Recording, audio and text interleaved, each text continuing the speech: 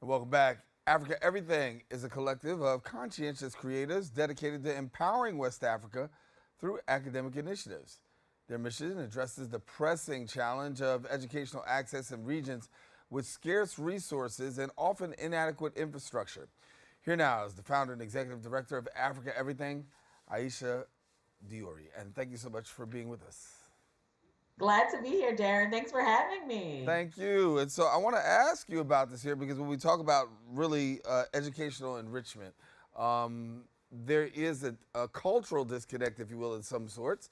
Bring us up to speed as to where we are when we talk about education, West Africa.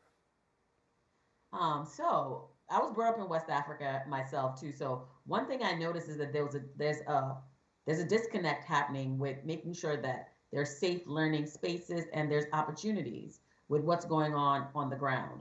So I decided about 8 years ago to create an initiative that will target and work with empowering youth and young adults on the ground in West Africa to either we do infrastructure change, which is, for instance, we had a school that had no roof and the kids were learning and it was raining on them. So imagine that what that looks like. So I was able to get the collective together to have an event where we raised enough money to build the roof.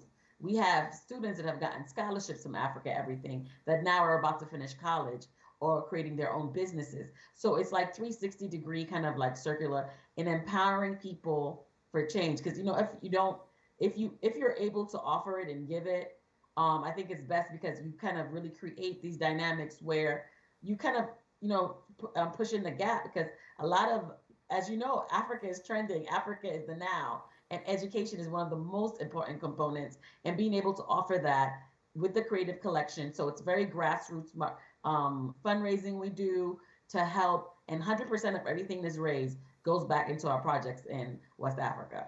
When we talk about Africa as now, that's so critical because I think it's not just now, it's been, but many people Yeah. have just failed to really grasp and really hone in on the fact of uh, the the gem that Africa is in terms of community, in terms of culture, resources. I think there's a certain segment of people who really know about it. But there's also another Yes. population who's also ignorant to it. And so, talk to us about as you begin to educate people about West Africa, a little bit of the ignorance that's out there for people who should know but really don't know.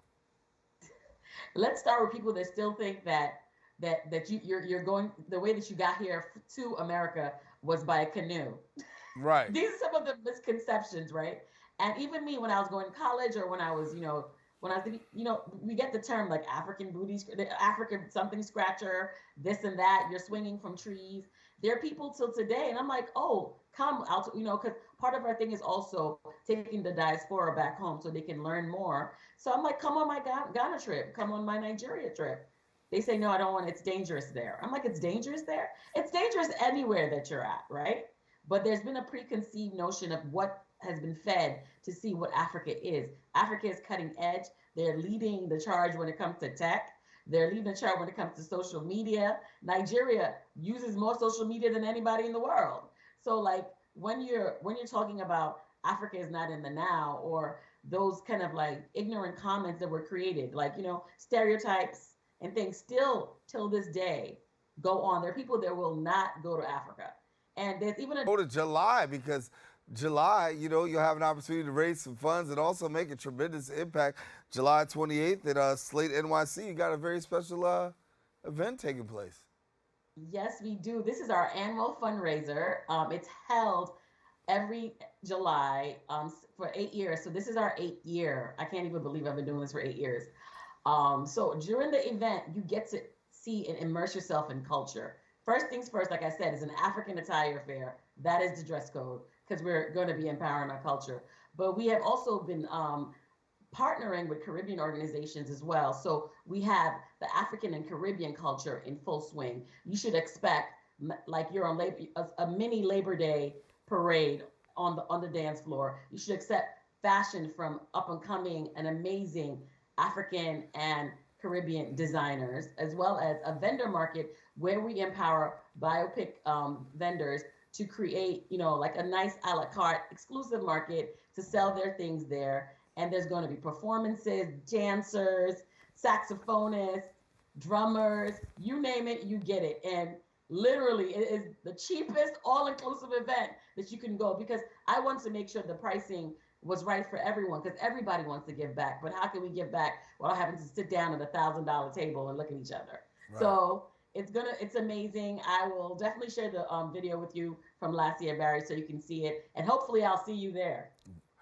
Listen, let's see, July 28th. I have to find out where I am on my calendar. You may see me there. You never know. Let me